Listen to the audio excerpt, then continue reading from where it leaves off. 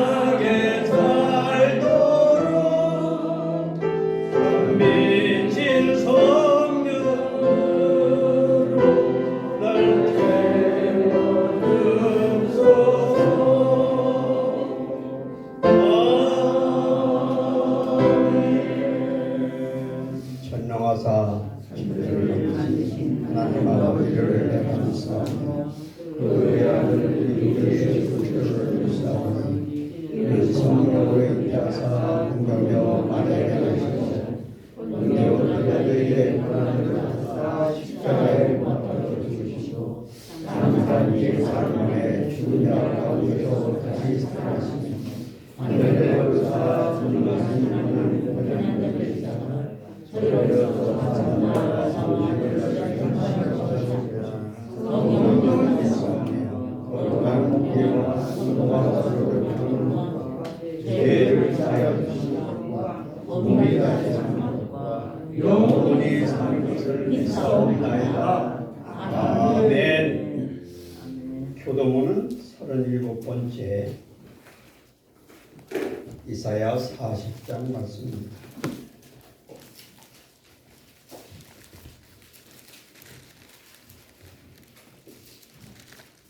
너희는 눈을 높이 들어 누가 이 모든 것을 창조하였나 보라. 주여대로 만상을 내주시고 각각 그 이름을 부르시나니 그의 번제가 크고 그의 능력이 강하구나. 하나도 빠짐이 없느니라. 야곱아, 내가 어찌하여 말하며 이스라엘아, 내가 어찌하여 이르기를 내 사정은 여호와께 숨겨졌으며 오늘 하나님의 하나님께서 그 사람과 그의 너는 알지 못했느냐 듣지 못했느냐 영원하신 하나님 여호와 땅끝까지 창조하신 자는 주하지 아니하시며 멈추지 아니하시며 영철이 아니없으시며 피곤한 자에게는 능력을 주시며 무능한 자에게는 힘을 더하시나니 그들이라도 명령하며 강력이라도 주는 오직 여호와를 앙망하는 자는 새 힘을 얻으리니 독수리 하나님께서 올라가는 것이요 하나님께 아니하고 빛이 아니하고 걸어가도 빛이 아니하고 아멘. 265장 찬송입니다.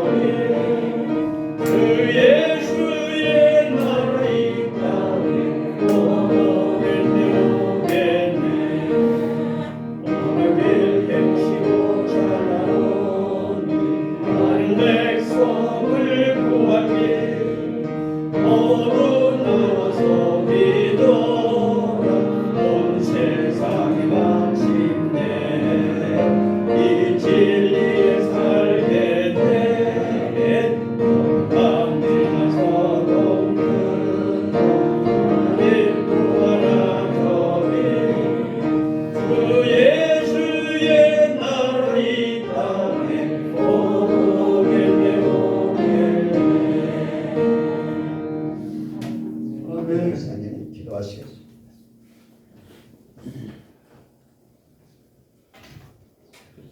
빛 대신 하나님 아버지, 오늘도 주께서 창조하신 귀한 날에 이렇게 모여서 믿음의 공동체 안에서 함께 예배를 드리게 하시니 진정으로 감사를 드립니다.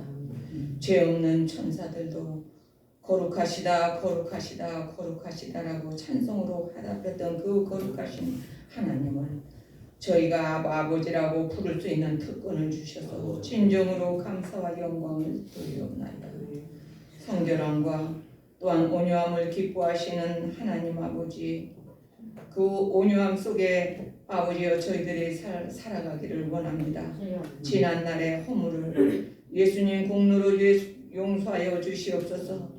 또한 때때로 기뻐하지 못하는 우리들의 성품과 삶을 또한 용서하여 주시옵소서.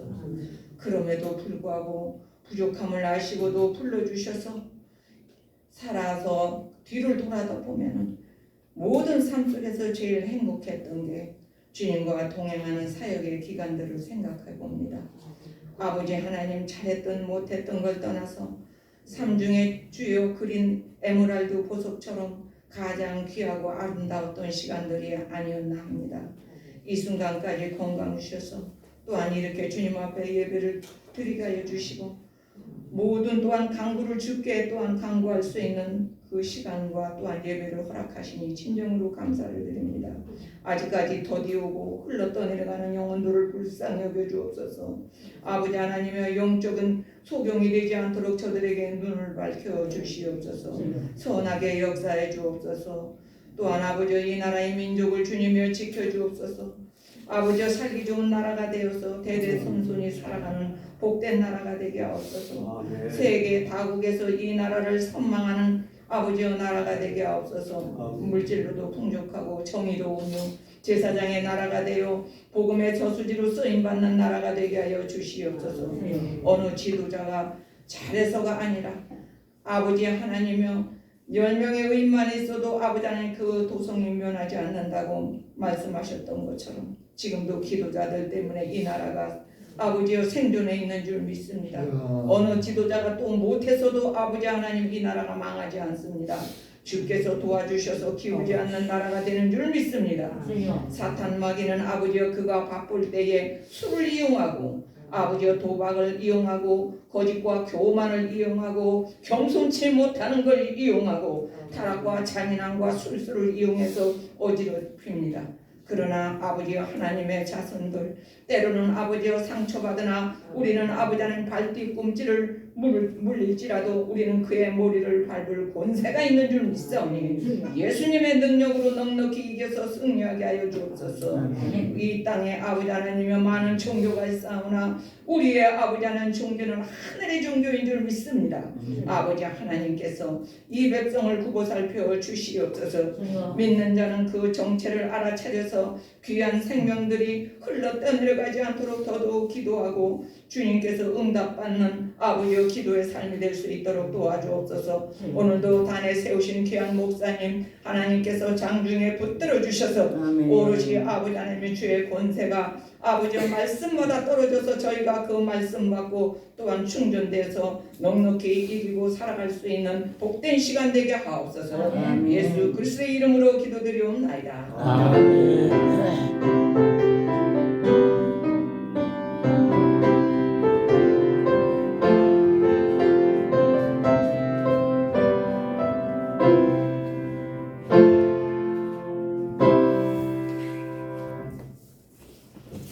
본문은 다니엘서 6장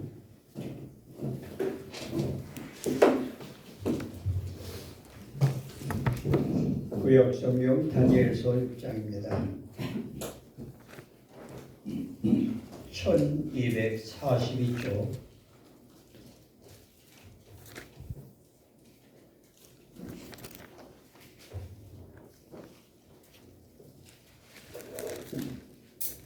(4절) (5절) (2절만) 봉독하고 끝절을 봉독합니다. 이에 총리들과 방백들이 국사에 대하여 다니엘을 고소할 틈을 얻고자 하였으나 능히 아무 틈도 아무 허물도 얻지 못하였으니 이는 그가 충성되어 아무 그릇함도 없고 아무 허물도 없음이었더라.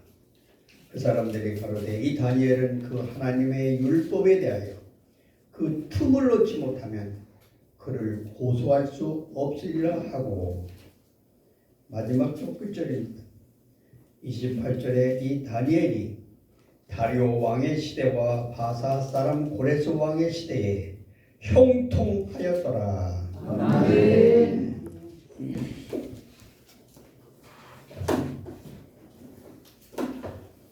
두 달 전 지난 4월 11일 둘째 주간에는 제가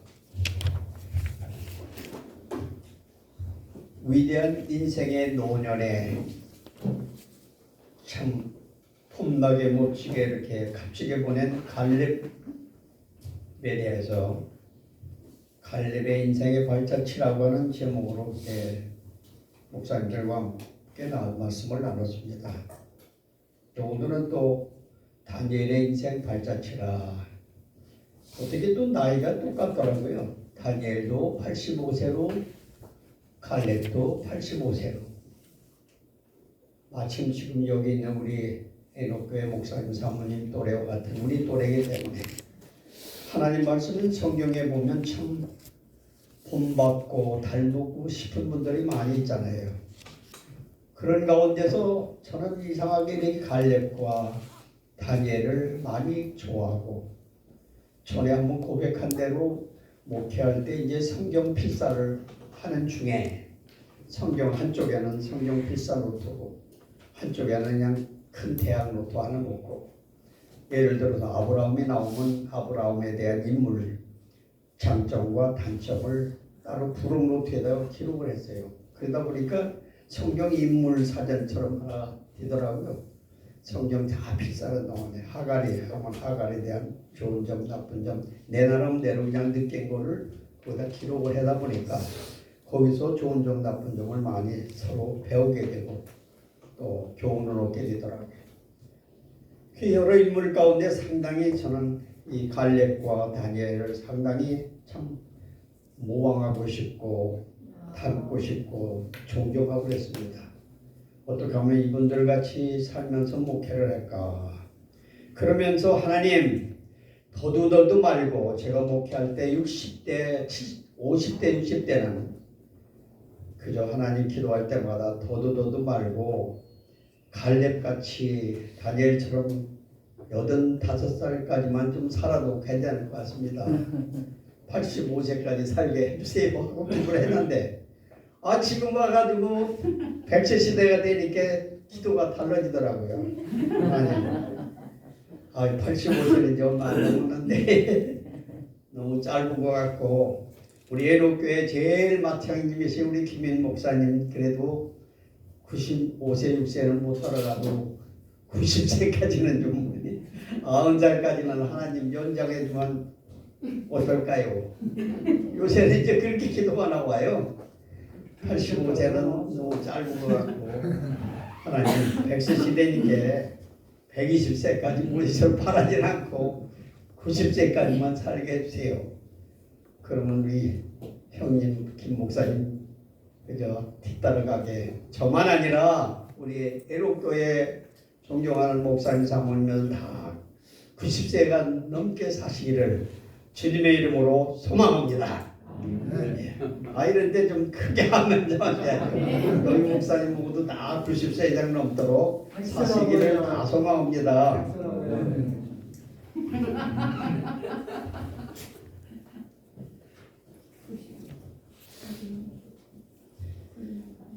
존경하는 목사님 사모님, 사람은 누구나 다 늙음을 탄식하고 백발을 서러워하는 마음은 동서고금을 막론하고 다 똑같은 것 같습니다. 물론 자문서에는 백발은 노인의 영화의 면류관이라고 했지만 다 늙어가는 것은 한편적으로 서러운 마음이 많이 다 담겨 있습니다. 그것도 세월이 어찌나 빠르게 가는지 60세는 해마다 늙어간다고 그러고 70세는 달마다 늙어간다고 그러고 80세는 주마다 늙어간다고 그러고 90세는 시마다 늙어간다. 100세가 넘으면 초마다 분마다 늙어간다고 합니다. 그렇게 빠르게 인생이 늙어간다고 합니다.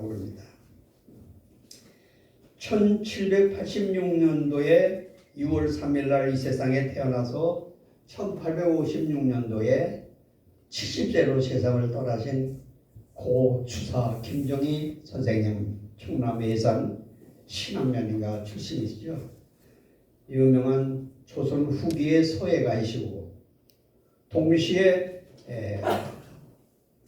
고중학자이신 여러 가지 직함을 가졌던 분인데 이분이 인생 시를 글을 썼더라고요. 한문으로. 보니까 우리 인생은 이렇다네 라고 하는 글을 썼는데 한문입니다. 첫째, 유수불복해라.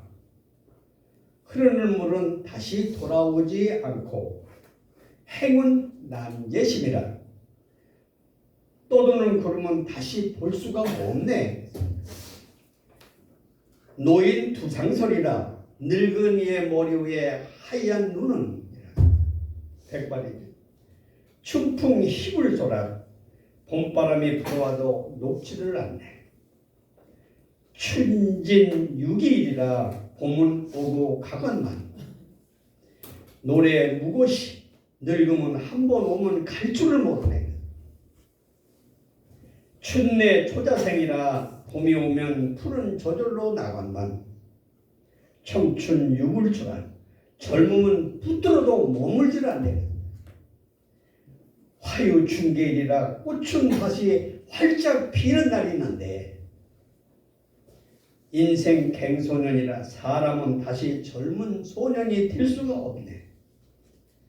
산색 고궁동이라. 산색은 예나나 지금이나 변함이 없는데 인심 조석변이라고. 사람은 아침 저녁으로 마음이 변하고 있네.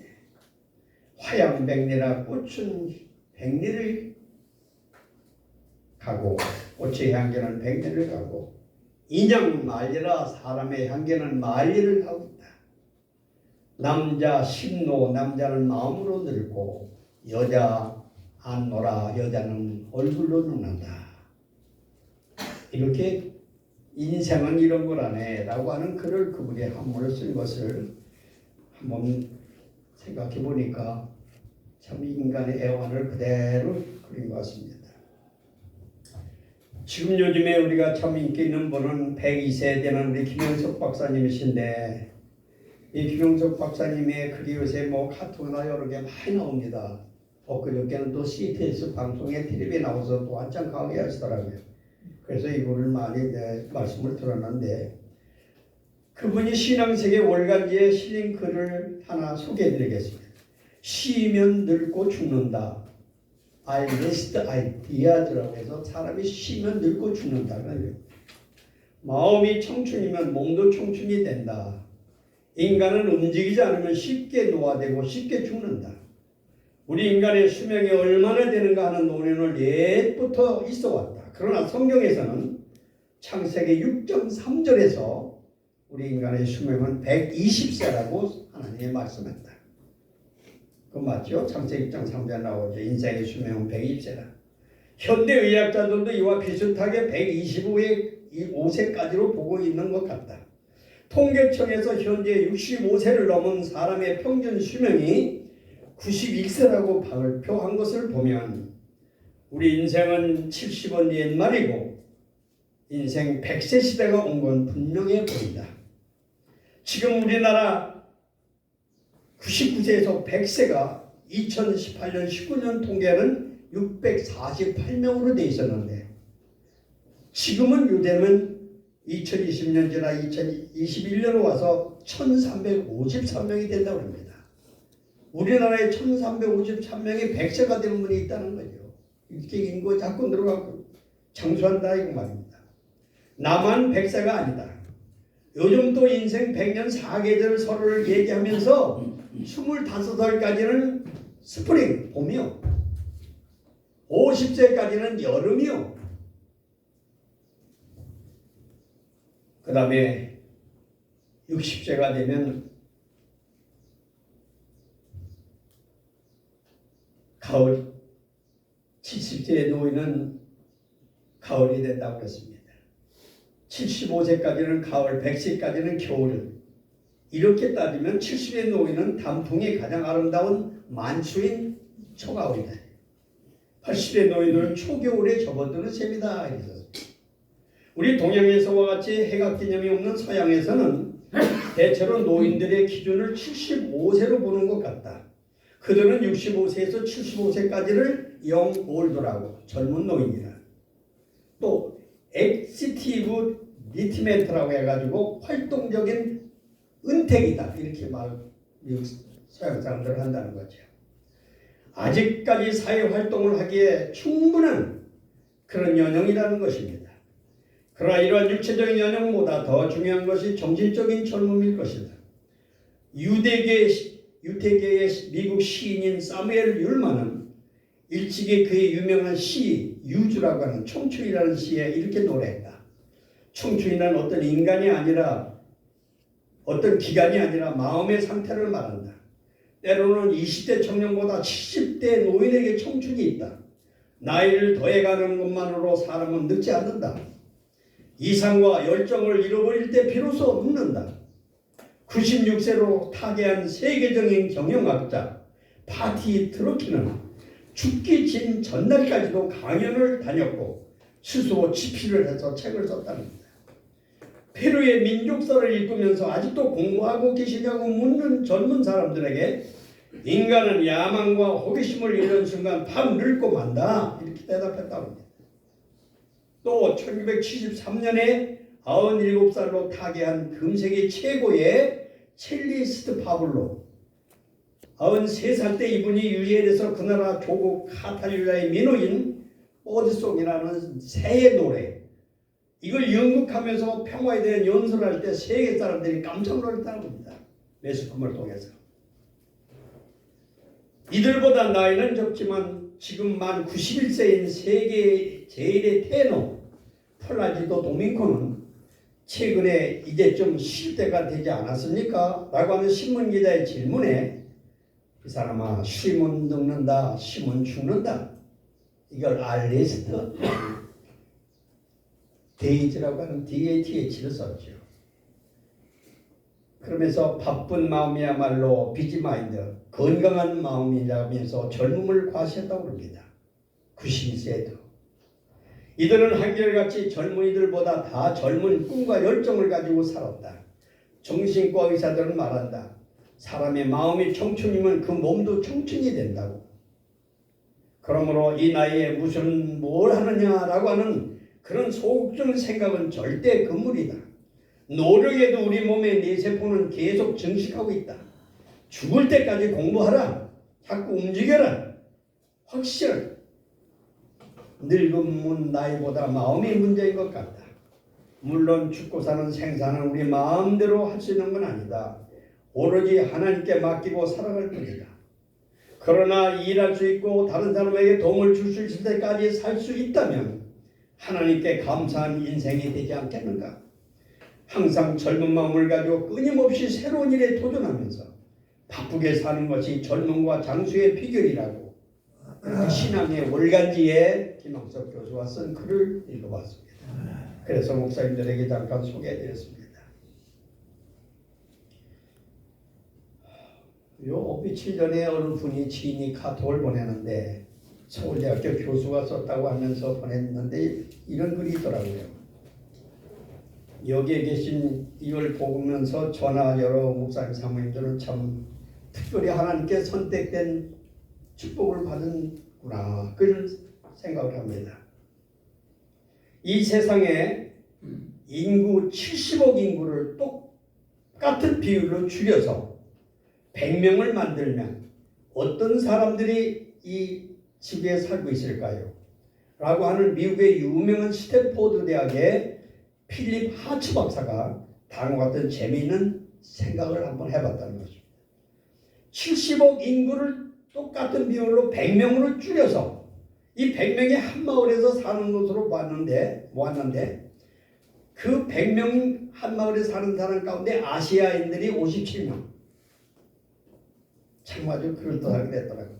유럽인들이 21명 아메리카인들이 14명 아프리카 사람들이 8명 이 지구촌의 인구를 비교해서 이렇게 한 마을에 100명 가운데 이렇게 인구가 살고 있다고 하죠.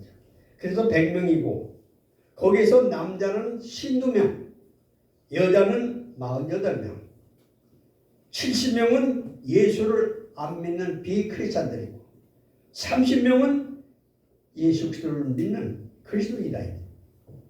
그 중에 자기 집에서 사는 사람들은 100명 가운데 20명. 나머지 80명은 자기 집이 없어서 전세 월세를 살며 열악한 주거 환경에서 살고 있다는 겁니다.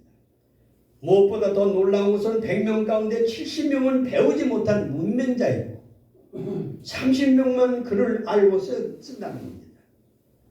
그러면 여러분 인구 비례로 30명의 여러분 목사님을 우리가 들은 거 아니에요? 얼마나 참 감사합니까? 또 그중 100명 가운데 50명은 영양 생활고로 영양실조에 걸려있고 한 명만 앓고 있거나 각종 암병 등으로 병원에서 고생하고 있고 100명 가운데 한 명만 대학 교육을 받은 사람으로 나타나 있습니다. 이와 같은 자료를 보면 지금 여러분 중에 내 집이 있고 먹을 것이 있고 글을 쓸 수 있다면 정말로 하나님의 은혜로 좋은 혜택을 받고 있다는 것을 우리는 깨달을 수 있다는 거죠.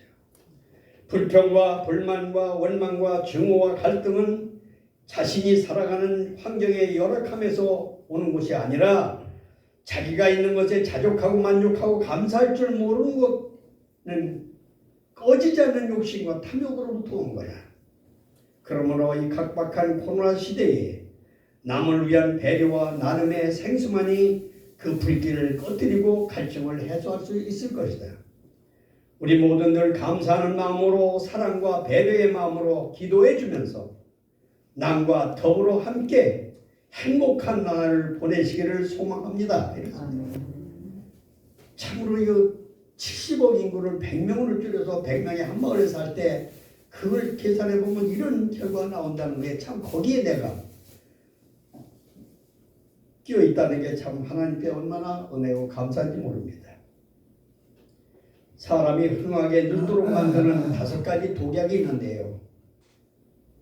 첫째가 불평, 둘째가 의심, 셋째가 절망, 넷째가 경쟁심, 다섯째가 공포감. 이 5가지는 특히 사람들을 아주 늙고 노년의 얼굴을 찌그리게 하는 독약이랍니다. 불평, 의심, 절망, 경쟁, 공포감. 이런 것이 우리 몸에 독약이 된다는 거죠. 생활에. 반대로 우아한 황홀의 인생을 만드는 5가지 묘약이 있는데 첫째는 사랑, 둘째는 여유, 셋째는 용서, 넷째는 아량, 다섯째는 부드러움이라고 했습니다. 이거는 참 우리 인생을 황홀로 아름답게 늙게 하는 묘약이라는 거죠. 우리 인생에는 연장전이 없습니다. 하루하루가 처음이고 끝입니다. 이제 얼마 남지 않은 인생 종착역을 앞에 두고 독약도 피해야 하겠고 묘약도 챙겨야 하겠지만 그래도 무엇보다 중요한 건 건강입니다. 육체보다 우리의 영혼과 마음의 노혹이 슬지 않도록 노력하며 사는 것이 장수의 비결입니다. 늙은 나무에 더 좋은 열매가 맺을 수 있고 하루의 햇빛 중에서 가장 아름다운 때는 황혼의 저녁 노을이라고 합니다. 사랑하는 목사님 사모님, 오늘 본문에 늙음을 두려워하거나 탄식하는 대신 그 늙음의 의미를 다르게 만든 위대한 노년이 있습니다. 18살 젊은 나이에 남의 나라에 포로로 잡혀간 다니엘. 이역만리 타양에 포로로 잡혀간 소년 다니엘은 나이 85세 노경에 갈렙처럼 똑같이 85세에 이르렀지만 여전히 시들지 않은 인생 상록수였고 늙음을 거부하는 불사조였습니다. 다니엘은 인생 쇠퇴해가는 노년에 가장 놀라운 진취적인 일을 했으며 모든 노인들을 매사에 소심하는 노경에도 가장 위대한 인생 체험을 했습니다. 그래서 해가 뜨는 일출의 여명보다 황혼의 낙조를 더 아름답게 하신 하나님의 손길이 작용한 다니엘의 노년의 그 인생관과 신앙관을 잠깐 간단하게 생각해 보려고 합니다. 성경 추적가들은 다니엘을 가리켜서 일사각오의 신앙과 형통의 사람이라 이렇게 말합니다. 그렇게 불러주고 있습니다. 우리 다니엘이라고 하는 이름의 뜻을 잘 아시죠? 하나님은 나의 심판자, 하나님은 나의 재판자는 뜻입니다. 다니엘의 이름이. 그래서 나 다니엘이 일거수일투족 어디 가서 뭐 하든지 하나님은 다 나를 판결하고 계시고 재판하고 계시다 이게. 다니엘의 이름, 하나님은 나의 재판관입니다.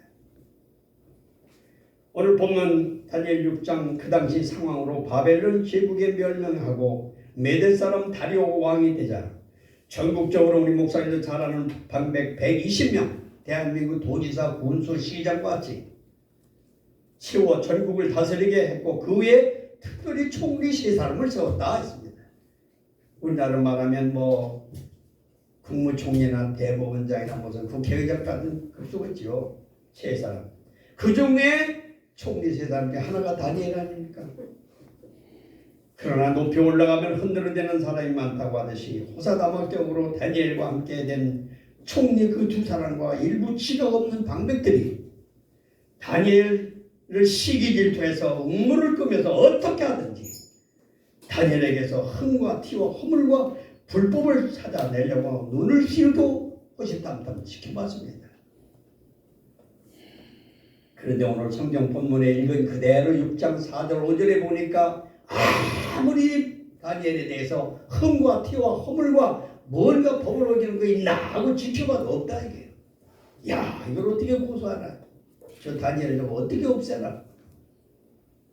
얼마나 참 깨끗하게 살았으면.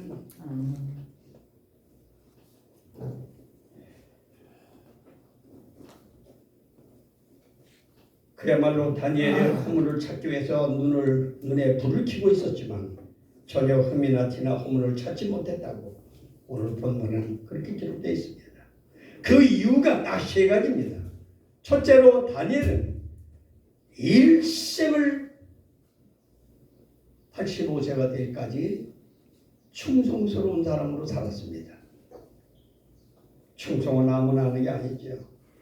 다니엘은 하나님의 일뿐만 아니라 나라 일도 세상 일도 하면서도 맡은 일에 최선을 다해서 충성했는데 이 말은 겉과 속이 변함이 없는 사람이라 그 말입니다. 그 어떤 처지와 환경과 의치에서 그는 그야말로 백절불굴의 용사로서 그 마음이 한결같이 변함이 없는 사람이었다고 하는 겁니다. 우리가 마태복음 25장에 달란트 비유 다 아시잖아요. 목사님 사모님 5달란트 2달란트 받은 청직이 좋은 착하고 충성된 종아 주님 앞에 칭찬받지만 1달란트 땅이 묻은 종은 악하고 게으른 종아 책망받았잖아요. 다니엘은 참으로 일편단심 충성스러운 사람이었습니다. 그러므로 진정한 충성은 뜨겁게 사랑하는 마음에서 나옵니다. 애국도, 애족도, 애가도, 애인도 충성스러운 사람이 아니면 어렵습니다. 이런 충성스러운 일꾼이 되기 위해서는 주인의 뜻과 섭리와 그 마음을 알아야 되죠. 사도 바울은 고린도 교회 전서 4장 52절에서 우리는 그리스도의 일꾼이요 하나님의 비밀을 맡은 자로서 오로지 우리는 충성할 뿐이다. 이렇게 사도 바울도 고백했습니다. 이렇게 첫째 다니엘을 왜 흥과 티가 아무게 없었나? 아주 충성스러운 사람이었기 때문에. 둘째는 다니엘은 정직하여 누구에게나 신뢰를 얻는 믿음직한 사람이었습니다. 이렇게 정직한 사람이 없다. 다니엘은 정직을 통해서 모든 사람에게 신뢰를 얻은 사람입니다. 항상 코람되고 하나님 앞에서 변함없이 진실하게 섬겼고 자기 본국이 이스라엘에서는 바벨론 제국에 비록 포로로 잡혀간 몸이라도 그래서 그 당시 다리오 왕에게도 변함없이 충성하여 신뢰를 얻었습니다. 오늘날 우리가 정직하게 살기 위해서는 먼저 부정적인 자기 자신과 만나야 하며 고통스러운 과정을 겪어야 합니다. 무엇보다도 정직은 하나님의 말씀에 따라서 사는 삶이 되어야겠죠. 아멘. 정직하게 사는 것이 당장은 모든 일에서 참 힘들고 어렵지만 그것이 성공과 행복의 비결이요 신뢰를 얻는 방법입니다. 시편 112편 2절에서 다윗 왕은 고백하기를 정직한 자의 후대가 영원토록 복이 있도다 했습니다. 잠언 23장 16절에서 정직하게 사는 자는 그 마음이 유쾌하게 되리라 했습니다. 마지막 세 번째는 다니엘은 항상 모든 일에서 성실했습니다. 충성과 정직과 성실, 단어는 쉽지만 우리가 마침 그걸 모토로 생활하려면 쉽지 않습니다. 다니엘의 세 번째 흠과 티와 허물을 잡지 못한 이유는 그는 성실하게 살았기 때문에 매사에 성실한 사람은 환경의 변화에도 흔들리거나 요동하지 않습니다. 일사적인 위기나 위협 앞에서도 비굴하게 굴복하지 않고 실패와 좌절에 때문에 쉽게 넘어지거나 주저하지 않습니다. 다니엘은 이스라엘 왕족으로서 바벨론 제국의 느부갓네살 왕 위에서 포로로 잡혀갔지만 새로운 바벨론 제국의 마지막 왕이었던 느부갓네살 왕의 아들 벨사살 왕 때와 메대 나라의 다리오 왕 때, 또 바사 제국의 고레스 왕 때까지 그의 삶이 하나님 앞에서 언제나 성실했습니다. 그래서 시시각각 나라가 망하고 흥하고 또 정권이 바뀌어도 다니엘은 언제나 등용시켰고 인정을 받았습니다. 다니엘이 성실하게 살았기 때문에 인내심이 강했고 그 성실이 언제나 시임받는 비결임을 알 수 있습니다. 하나님께서 사무엘을 통해 다윗을 이스라엘의 제2대 왕으로 선택하실 때도 다윗은 내 마음에 합한 자라고 사도행전에서도 13장에서 실정하고 있습니다. 하나님의 뜻을 그를 통하여 다 이루겠다고 하신 사실도 다니엘도 다윗도 성실한 사람이기 때문입니다. 오늘 본문 5절에 보면 총리 두 사람과 백백들이 종교적인 문제를 가지고 음모를 꾸몄지만 다니엘의 신앙은 은밀하게 비열하게 숨어서 사람의 눈을 피하여 하나님을 믿는 것이 아니었습니다. 다니엘의 신앙은 모든 사람 앞에서 공개한 신앙이었고 다른 사람들에게도 그 사실을 인정을 받았습니다. 결론적으로 목사님 사모님들이 잘 아시다시피 전하의복의 역사를 가지고 오듯이 다니엘은 그를 모함하고 비판했던 사람들 그 가족과 처자와 모두 다 함께 사자굴에 들어가서 처절하게 죽임을 당했습니다. 그러나 오늘 본문 마지막 28절처럼 다니엘이 다리오 왕 시대와 바사처럼 고레스 왕의 시대에 형통하였더라. 할렐루야. 이 사람은 형통했습니다. 요약해서 썸머리로 말씀드리고 마치겠습니다. 다니엘의 결심한 생활을 보면 율법에 금한 음식은 죽어도 먹지 않기로 결심했습니다. 또 우상 제물로 섬긴 음식은 산해짐이라도 왕이 직접 권유해도 절대 안 먹었습니다. 대단한 사람이죠.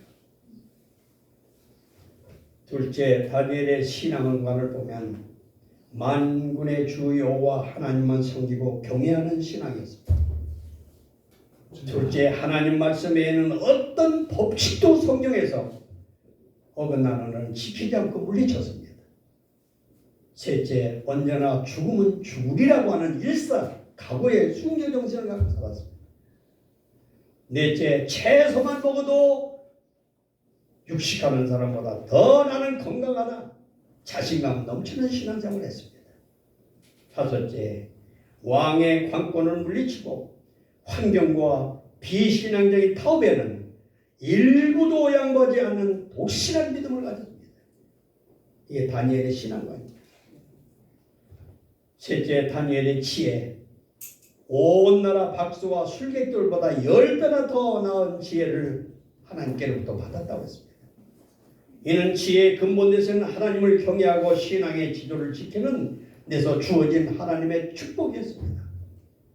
셋째는 바벨론 제국의 느부갓네살과 벨사살 왕의 꿈을 아무도 해몽하지 못하는 것을 다니엘은 밤새 하나님 앞에 절에 기도해가지고 그 꿈을 받아서 해몽해 줬습니다. 그 왕들이 꿈 꾼 게 뭡니까? 사람의 모양의 형상이 나타났다. 머리는 중궁과 같더라. 이거는 바벨론 왕의 권세와 능력을 뜻하는 것입니다. 둘째, 가슴과 팔은 메대와 바사 두 나라가 일어날 것을 뜻하는 겁니다. 종아리와 철은 로마의 강철 같은 정권을 보여주는 것입니다.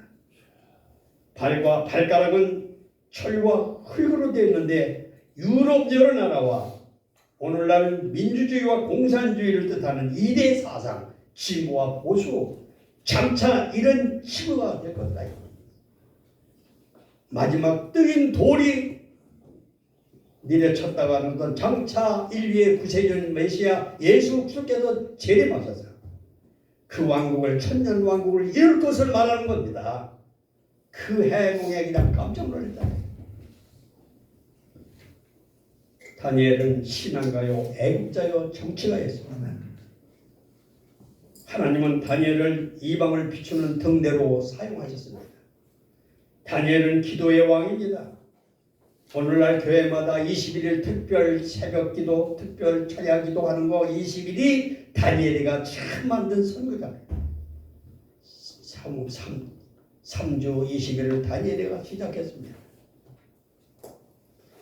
다니엘은 충성스러운 사람이여 정직하였으며 성실한 하나님 말씀에서도 기도하는 승리의 사람이었다는 것을 저는 오늘 말씀드리고, 존경하고 사랑하는 우리 목사님, 사모님, 우리들 자신도 다니엘처럼 남은 여생 충성스럽게 정직하게 성실하게 살아가도록 우리도 힘써야 되겠지만, 이 나라 아버지 하나님 나라 위에 기도하다 보면 문재인 대통령부터 산부 요인들이나 정치 국회의원들이나 사회각자 전국 지도자들에게 이 충성과 정직과 성실로 살아가는 인물들이 많이 일어나서 이 나라 대한민국이 든든히 세워가도록 하나님 축복하여 주옵소서. 우리의 기도의 제목이요 사명인 줄로 믿습니다. 아멘. 기도하겠습니다. 하나님 아버지, 저희들은 오늘 다니엘이 걸어간 길을 한번 생각해 봤습니다. 참으로 많이 본받고 싶고 닮아가고 싶은 그런 위대한 인물입니다. 무엇보다도 우리와 같이 지금 85세 일기로 갈렙과 다니엘은 빛나게, 폼나게, 멋지게, 아름답게, 뜻있게 하나님 앞에서 복되게 한 세대를 살아갔고 하늘에서 영광을 누리고 있습니다. 저희들도 그렇게 살아가도록 하나님 성령께서 도와주시고 인도하여 주옵소서. 아멘. 예수님 이름으로 기도하옵나이다. 아멘. 234장 찬송하면서 드리겠습니다.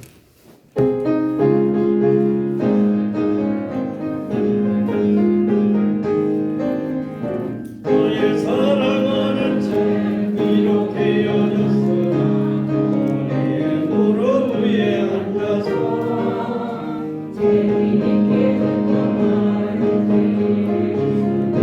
네 성심이 사랑합니다. 귀하고 귀하다 우리 어머님이 들려주시던 재미있게 듣던 말이 책 중에 있으니 이 성령심이 사랑합니다. 옛날 용맹스럽던 다니엘의 경험과 유대 임금 나의 땅의 역사와 주의 선지 엘리야 병국 타고 하늘에 올라가던 일을 기억합니다. 귀하고 귀하다 우리 어머님이 들려주시던 재미있게 듣던 말이 책 중에 있으니 이 성령심이 사랑합니다.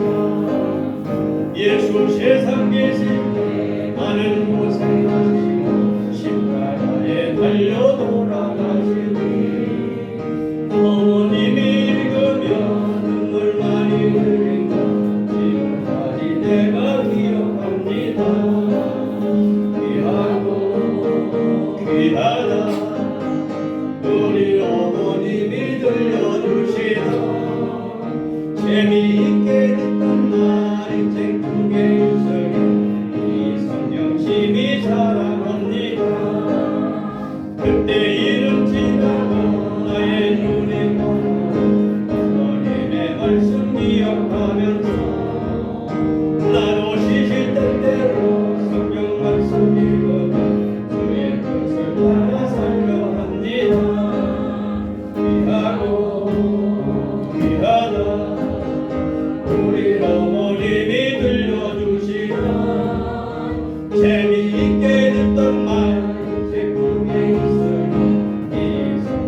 주님이 사랑합니다. 2절에 나의 옛날 용맹스럽던 다니엘의 경험과 유대임금 다윗 왕의 역사와 주의 선지 엘리야 병거타고 하느니 다니엘 이름이 나와서 이 찬송을 택했습니다. 할렐루야. 호국 보훈의 달에 호국 영령들에게 주님의 안식을 기도하면서 예물을 올립니다. 나준철 목사님과 이재욱 사모님, 이용자 목사님 감사예물, 정연호 목사님 감사예물, 박정모 목사 감사예물 드렸습니다. 주일 연보 정성으로 드렸습니다. 기도 올리겠습니다. 하나님, 세상에서 우리가 조상의 제사를 드리는데도 제물을 상에 올려놓듯이 하나님께 산제사 산예배 드리는데 예물을 이 시간 올려드렸습니다.